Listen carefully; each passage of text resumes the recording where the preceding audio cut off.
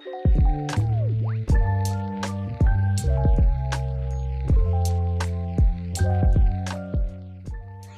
and welcome to the Turf and Touchdowns podcast, episode 14, and a surprise. It's not a surprise. We told you about it in the other podcast, but it's a surprise episode that we weren't planning on doing this morning. But we're going to take a look at the way too early predictions / a look forward to the Breeders' Cup, which is not actually that far away. It's coming round anyway. Royal Ascot's out of the way. We've got plenty to go through in the UK, but in the US, we are looking forward to the Breeders' Cup. And at the moment in England, there are markets up for about 7 of the races, which we'll see how accurate they are. My name's Luke Elder. Alongside me is Tom Collins, who, Tom, rank them. Cheltenham Festival, Royal Ascot, Breeders' Cup. Okay, I need a bit of context. Punting or watching? Everything. Just everything thrown in. I mean, Breeders' Cup's my number one. It has to be, just because I spend all year waiting for it. Cheltenham, if you go to the course, wins on atmosphere, but otherwise wouldn't be at the top for me. Royal Ascot's a weird one, isn't it? You've got 5 days of brilliance, but also it's a bit long. I think Breeders' Cup, number one for me. Oh, it's very it's a photo finish between the Breeders' Cup and Royal Ascot for me. Cheltenham used to be wonderful. Cheltenham used to be incredible, but then they've ruined it a little bit by being greedy and wanting money. But the Breeders' Cup, the thing, let me take up something with you. You said being at Cheltenham is unbelievable. That's fair. That is very true. You've never been to a Cup? No, I haven't. But what I do know is it would have to be very good to top that, because I'm thinking atmosphere rather than just like what you can see and where you are in the world. Obviously, Santa Anita would have the brilliant backdrop, and you're in America, so it's probably warm, whereas Cheltenham's always cold. However, the roar from the Cheltenham crowd definitely usurps what I imagine the roar from the Breeders' Cup crowd would be. Maybe I'm wrong. Like 15 years ago, the Raw was good. Now it's like edited in for TV purposes. But one thing I will say, the American racing public love them. Like I've been to Santa Anita for the Breeders' Cup and Churchill, the year Enable won at Churchill, and the year that Arrogant beat California Chrome. There were 2 races where the crowd were just going absolutely bananas. The entirety of the race. Beholder, when she beat Songbird, good race. They just applauded the entire race. Like when I say applauded, I don't mean like literally clapping the entire way around. And I was like, this is weird, but I can get behind this. And then Arrogant California Chrome, they went absolutely bizbo for it. When really they should have been going crazy for, was it Shamie Heffernan's ride at Highland Reel in the turf? That was something real special. But yeah, Santa Anita is a top tier. If you're not watching on YouTube and you're listening on Spotify, I put my hand up really high in the air there. I do need to get out there. It's going to be it's on my bucket list for the next couple of years to get out to the Breeders' Cup. So hopefully we can make it work. So far, my US track ventures only sit with courses in California, but Santa Anita isn't one of them. So I do need to tick that off my list. Where have you been? I've been to Bay Meadows and Golden Gate Fields, but Bay Meadows has been my favourite so far. Would you recommend Bay Meadows? Not now that it's been knocked down, so I don't think that would be much fun. But back in the day, it was fantastic, Right, shall we talk about what we're actually meant to be talking about? Yeah, let's do it. Yeah, I did enjoy that little usurp, though. But usurp, insert, there we go. Right, who goes first, me or you? Because we both got one, haven't we? Me. You go. Right. My one is a relatively new venture into Breeders' Cup. I will say one thing. Me and Tom text each other probably way too much regarding, this horse might be a juvenile turf horse, or this horse might be a juvenile horse. And we're trying to find the 2-year-old. But Christopher Head came out the other day and said that Ramachuel, French filly, is aiming towards the Breeders' Cup and the Foray, which I love. I'm a big fan of that. You're pulling a weird face here. I think I'm just frozen. Oh, no. You weren't frozen. Literally. Right.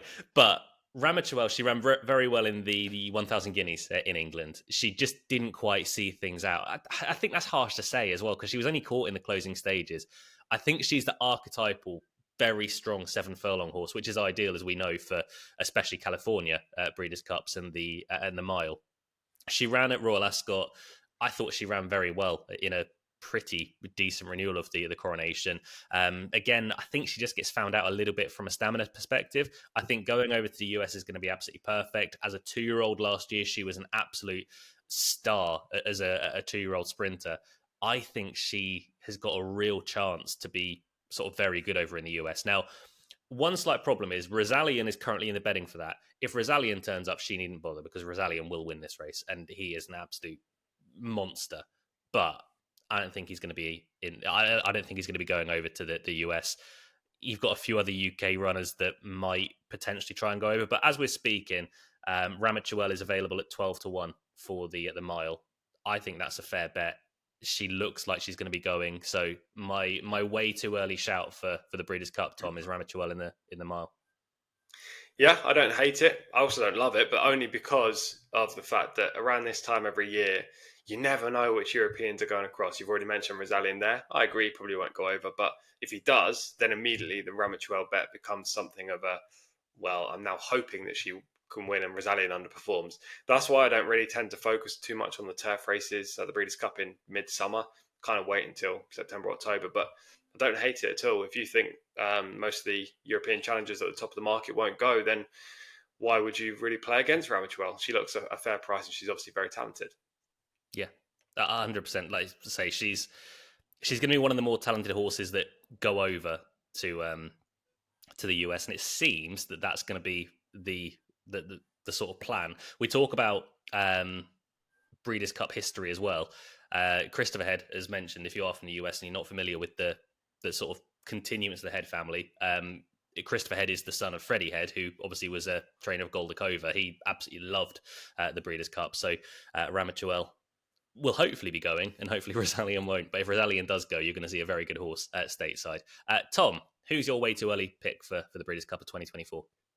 Yeah, I'm going to focus on the Classic, the main race on the Saturday evening, and my hope is Forever Young. I tipped into my Patreon subscribers back on May the 28th. He was available at 10-1 best price, or virtually everywhere, actually, across all firms at that point. Obviously, now it's July the 4th that we're recording, so it's been over a month.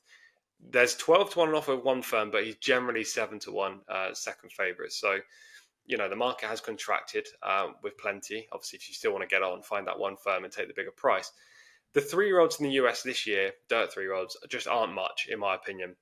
Mindframe's obviously very talented. He ran well in the Belmont, but he's still raw. And I don't think the Classic's going to suit his style of racing unless he has 3 or 4 starts in the interim.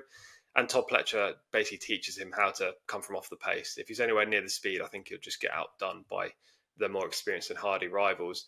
Generally in a Classic, they go pretty hard up front. And with a horse who's so raw and inexperienced like him, it's probably not a positive. Then you've got Sierra Leone.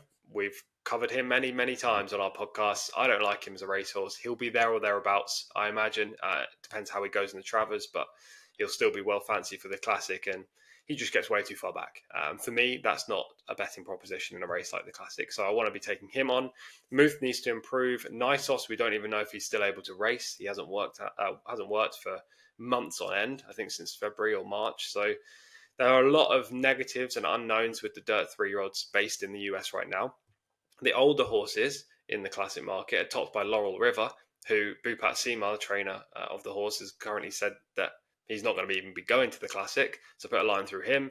Then you've got Senior Buscador, very talented horse, but comes from way back in the pack. Don't like that angle style of racing in the Classic. And then Derma Sotogake, who's already proven that he's not really capable of winning a race. He's run it the last 2 years and been readily beaten. So all of those horses I'm willing to take on. Then we come to City of Troy, the current 6-1 market leader for the Classic. I love him. He's one of my favourite horses in the last decade. I think he's super talented. It depends how he gets on this Saturday in the Eclipse at Sandown as to where he's going to go next. If he doesn't go to the Travers, he may go to the Classic first up on dirt. That is a huge question mark, and one that I wouldn't want to be taking a short price about. So at this stage, City of Troy, again, for me, has to be a bit of a leave.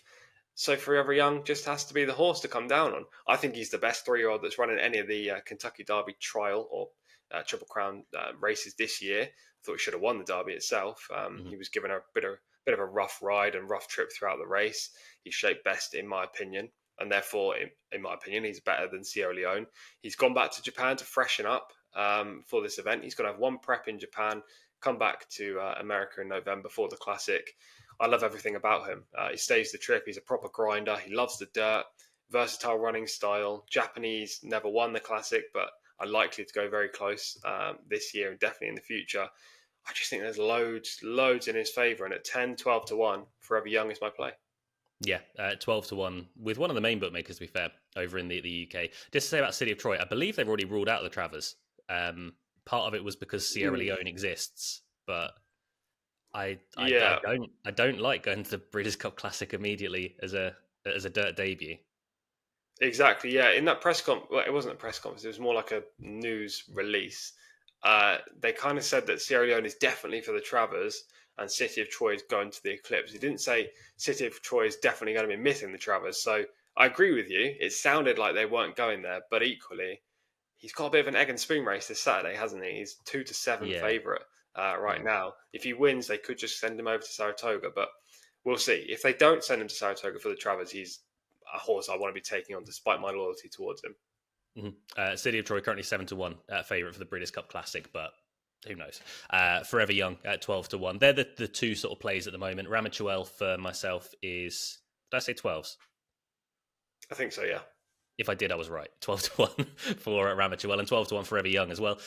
Not a bad double this time of year anyway, but we will be doing plenty more of these throughout the course of the year, building towards the Breeders' Cup. And when the Breeders' Cup comes around, we are going to be recording so much stuff. So make sure you're subscribed. Make sure you are following us on social media platforms at Turf Touchdowns on Twitter, every other social media platform at Turf and Touchdowns. First Breeders' Cup preview in the books, Tom. Yeah, first of many. Hopefully we've got at least one winner there between us. Two nice prices. We just need to, when we get to the Breeders' Cup, we need to do like a compilation of all of our selections to make sure everyone that may have missed one episode will be filled in on every horse that we like. Yeah, with clown music over it as they don't turn up or as they finish last. But hopefully that's not the case. Thank you very much for watching this Turf and Touchdowns special. As I say, there will be more Breeders' Cup videos in the weeks that go on. It depends as and when we start to like horses for that. But we've also done a preview for the Belmont Derby as well. If you've not caught that, do so on our Turf and Touchdowns YouTube or Spotify page, wherever you are watching or listening to us right now. That race is for the Saturday. Depends, honestly, when we release this. This could be entirely pointless. But either way, Tom, hopefully winners galore.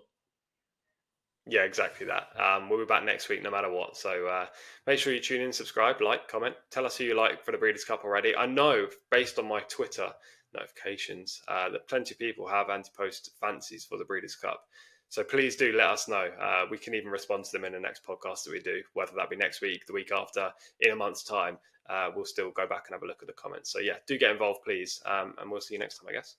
Absolutely. Turf and Touchdowns Breeders' Cup, episode 1, kind of in the books. We will see you next time on the Turf and Touchdowns podcast. Until then, have a very good week. Stay safe. Look after one another.